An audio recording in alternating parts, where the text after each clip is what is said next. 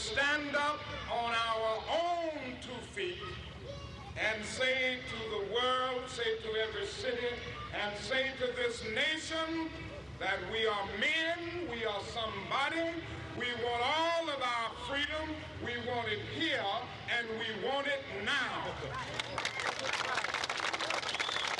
The year 1967, Dr. Martin Luther King Jr. speaking in Cleveland at the height of the civil rights movement. One of many speeches here in Northeast Ohio that would lead to Dr. King's recognition nationwide as an agent for much needed change. Hello, everyone, and thanks for joining us. I'm Leon Bibb. It's a very special time here in our country and for Northeast Ohio as we remember Dr. Martin Luther King Jr. Dr. King's vision for the future is built on what we have learned from the past, and that is our theme during this special half hour. Look to the past to build the future. Over the next half hour, we will give you an exclusive inside look at the new branch of the Cleveland Public Library, built in memory of Dr. Martin Luther King, plus an incredible spoken word performance that reaches into the very heart of Dr. King's principles. But we begin with a closer look at Dr. King's strong connections to Cleveland as the message of equality began to resonate across this country. In what was called the civil rights movement in America, he was its key center point as both strategic and spiritual leader. What began in the segregated Southland of America, propelling Dr. Martin Luther King Jr. to worldwide prominence, also placed him in northern cities of America, often in Cleveland. Although Cleveland was not a southern city, it was a city which had developed with a distinct racial separation attitude. Whether Dr. King's words were delivered in a convention or in a church, his visits to Cleveland during the mid-1960s saw and heard the thoughts of a man in a leadership role in a movement for equality for all people. Something is wrong with all of our cities. And you know what is wrong. The thing that is wrong is that Negroes are not treated right. Wherever Negroes live in this country, they are second and third class citizens. We built this country. We helped to build it. Whenever King spoke, there were usually news cameras there as well. What the leaders of the civil rights movement understood was the power of the visuals and the spoken word. Because of television, the world tuned in to hear his thoughts and those of other leaders, and to see and hear what many in America would rather not have thought about. The movement was not just one of civil rights, but also one of moral rights. From Cleveland television archives, the images of the past still speak. We feel that over the last few years, through our nonviolent struggle, we have achieved moral power, and we have literally subpoenaed large segments of the nation to appear before the judgment seat of morality on the question of civil rights. Now it is necessary to transform this moral power into political power so that we can bring about the necessary political reforms that will solve the problems that we face. During the historic 1965 and 1967 Cleveland mayoral campaigns of Carl Stokes, King played a vital part in pushing voter registration. Often his comments were taken directly to the Cleveland streets and directly to the people. The response of the citizens of Cleveland in electing Carl Stokes as the Democratic nominee for mayor was a vote for democracy and against racism. In choosing Carl Stokes, the voters have demonstrated that enlightened American people will vote for the most qualified candidate regardless of race. Those segments of the population should be commended for this very significant development. Carl Stokes was successful in winning the Cleveland mayor's job during the second campaign in 1967. Becoming the first black person elected to the leadership of a major American metropolitan area. Throughout his visits to Cleveland, Martin Luther King emphasized the power blacks had through the vote, through demonstrations, and through using economic clout. The theme of today's special broadcast is looking to the past to build our future. And we are taking you back decades as I'm joined by people who knew Dr. Martin Luther King, worked with him, and most importantly, called him friend. We welcome the Reverend Otis Moss Jr. and his wife Edwina, along with the Reverend E.T. Caviness. Thank you all for being here. Good to have you both with us. Thank you. All three of you here. Thank you. Yeah. Let's start with you, Reverend Moss. How did you know Martin Luther King? When did you meet him and where? Personally, at the National Baptist Convention, 1955. The great conversation at that convention was around the lynching of Emmett Till. Mm-hmm. Every sermon, every prayer, every moment of remarks, and all of the conversations, side conversations. And on the steps of the auditorium was Dr. King, a former teacher, Dr. Samuel DeWitt Proctor, and 2 or 3 other people gathered on the steps talking about the horror of the lynching of Emmett Till. Yes, we're going to go back to those days in a moment, but I also want to bring in the Reverend E.T. Caviness, pastor of Greater Abyssinia Baptist Ironically, I met Martin back in 1955. I was in East St. Louis, Illinois, and we were trying to get some justice on the city council. There was no African-American presence. Mm-hmm.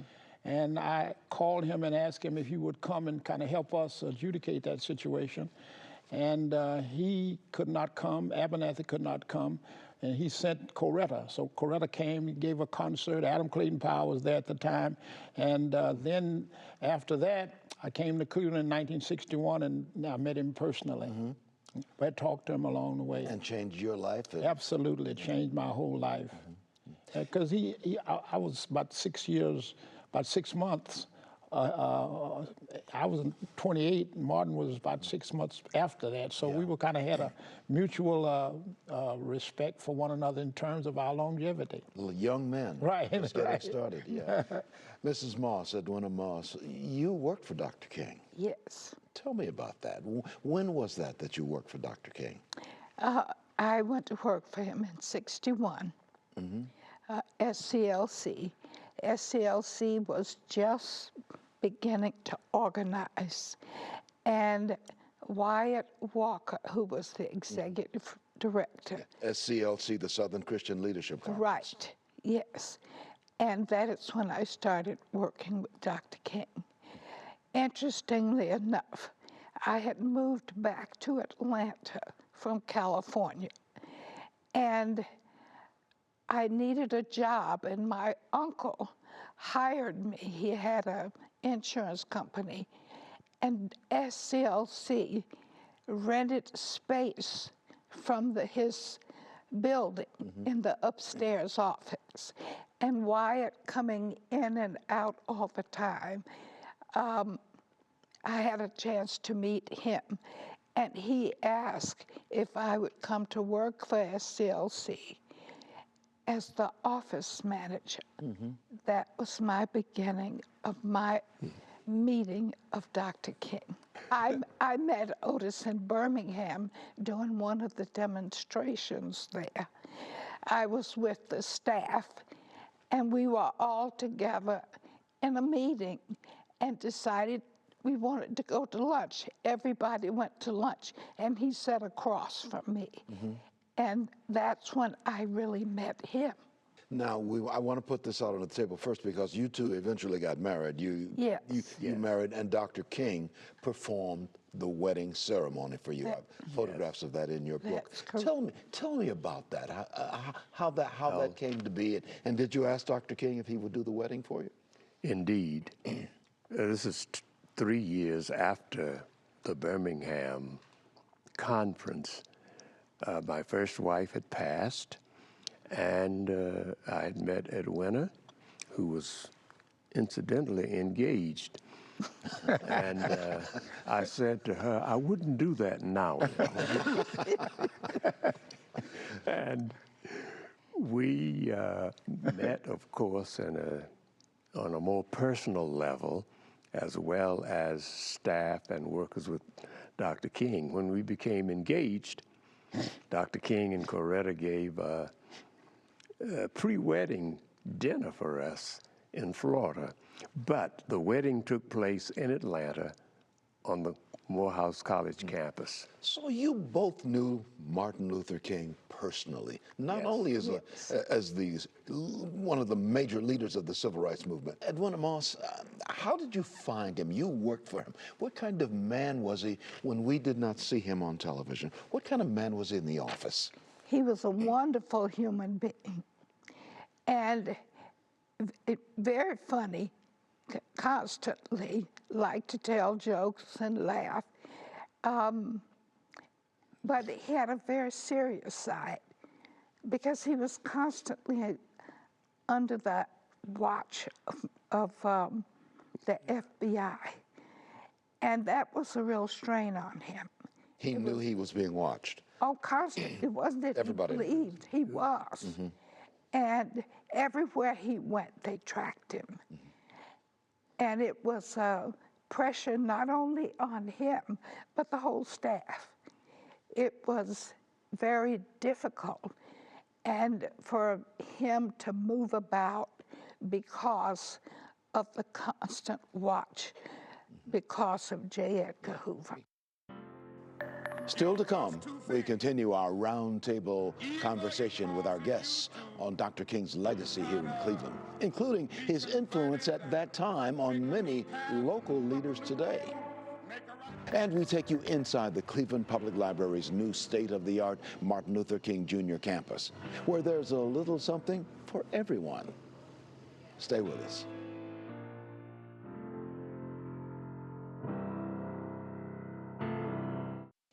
Welcome back. Time now for part 2 of our roundtable discussion on the legacy Dr. Martin Luther King Jr. built here in Cleveland. In this section, our guests reflect on Dr. King himself and the type of leader and the type of man that he was. Reverend Caviness, you when you met him, how did you find him to be? You got involved, of course, with the Southern Christian Leadership Conference. How did you find Dr. King to be personally? Leon, I've never met anyone who had the magnetism that this gentleman had, the practical kind of things that you would want in an individual that you know, just a brilliant, thoughtful, fearful guy, down to earth, as Edwina has just said, easy to talk to. In fact, when you met him, you acted as you were. It was if you had known him for years. He was that kind of down-to-earth guy with a demeanor that was pleasing and gregarious, and he was just a normal kind of guy. But you never know the depth of his profundity, the depth of his mind, thought, and all of that. He was just an extraordinary, remarkable person. You three have been in Cleveland for many years, and Reverend Moss, you know about the election of Carl Stokes. And Hatcher, Mayor Hatcher of Gary, Indiana, being the first 2 African Americans elected to major metropolitan areas. Certainly, Carl Stokes. How did you find King's involvement in getting the elections passed? At that time, I was in Cincinnati, Ohio, when the elections of Mayor Carl Stokes and Mayor Hatcher took place. Edwina and I had been married a year at the time, and Dr. Caviness can comment directly on the impact Dr. King had in Cleveland. But it's remarkable to note that Dr. King had an impact on the Cleveland community and the Cleveland electorate and Gary, Indiana simultaneously. And I venture to say, without his presence and participation in voter registration, neither one of them would have been elected mayor of these cities. A thank you to our panel. And you can see my entire conversation with them, including more insight into the role Dr. King played in Cleveland politics. That's all on our website, WKYC.com. And still ahead,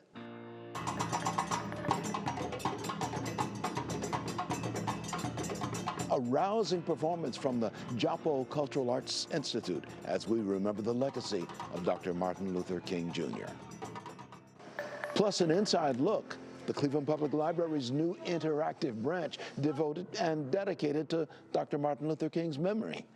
We'll be right back in just a moment.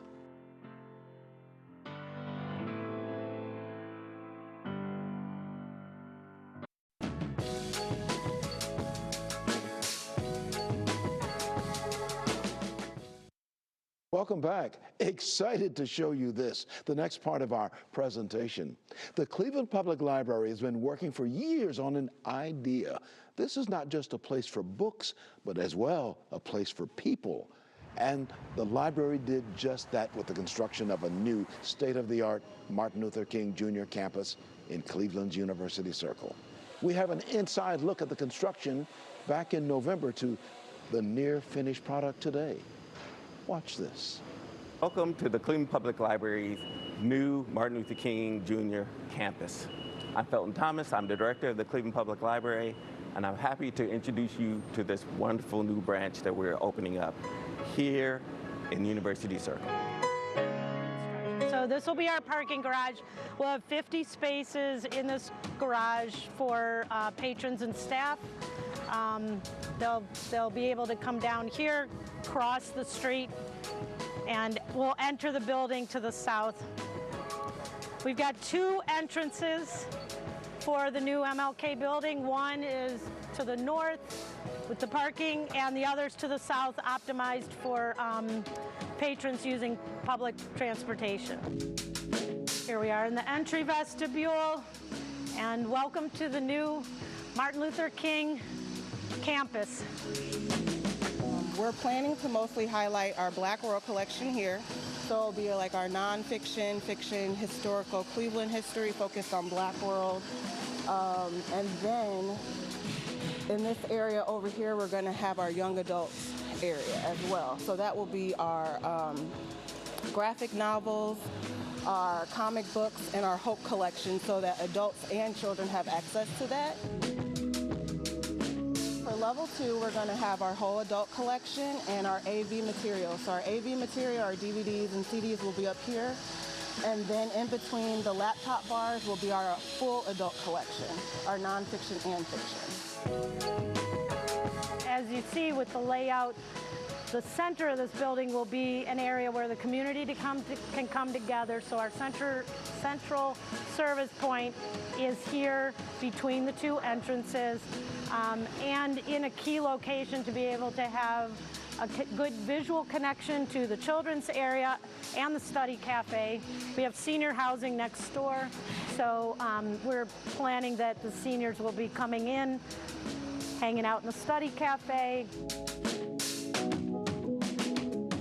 The main design inspiration was we came at this from what is the library of the 21st century, and thinking about both the past and the future. And so I think part of the design was really about getting a return to kind of the civic scale of libraries. So you see the tall columns and this kind of embrace of a very elemental architecture, I think, but an idea that this library could at once feel very monumental and kind of gracious in its representation, and then also have elements that are, colorful and very tactile that kind of work at the human scale. The new Martin Luther King Jr. campus is located at 10601 Euclid Avenue in University Circle in Cleveland. The grand opening and ribbon-cutting ceremony for the unveiling of the new facility takes place Saturday, January 25th at noon. It will be a one-of-a-kind celebration with proceeds benefiting the Cleveland Public Library Foundation. Up next, as promised, the spoken word, a special performance from the Joppo Cultural Arts Institute in honor of Dr. Martin Luther King. We'll be right back.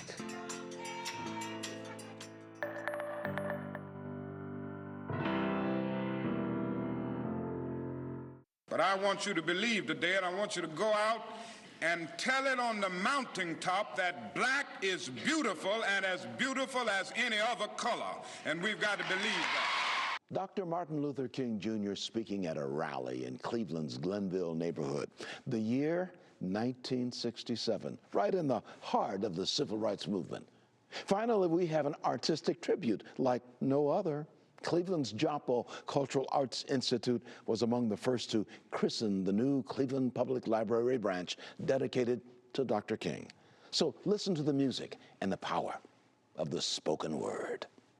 He said that darkness cannot annihilate darkness. Only light can do that. In English, we say, look to the past to build the future. In poetry, we say, tomorrow began yesterday, at the edge of it. That old mighty river where the soil was turned and turned golden.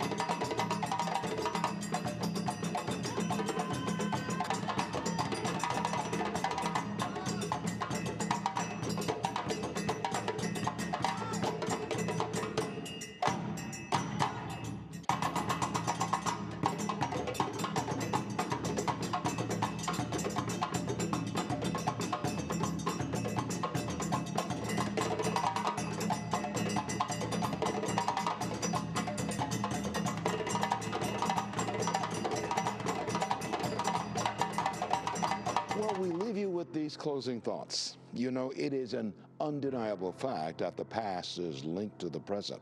Yesterday's, yesteryear's actions lead us to the present day.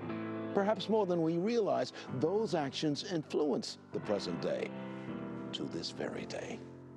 We entitled this broadcast, Look to the Past to Build the Future. Yes, the past and the future are linked by us here in the present day. In the 1960s, Dr. Martin Luther King spent a lot of time in Cleveland, helping move the city to a higher plane. And so we remember him and pay tribute to his memory. A new Martin Luther King Jr. branch of the Cleveland Public Library opens its doors.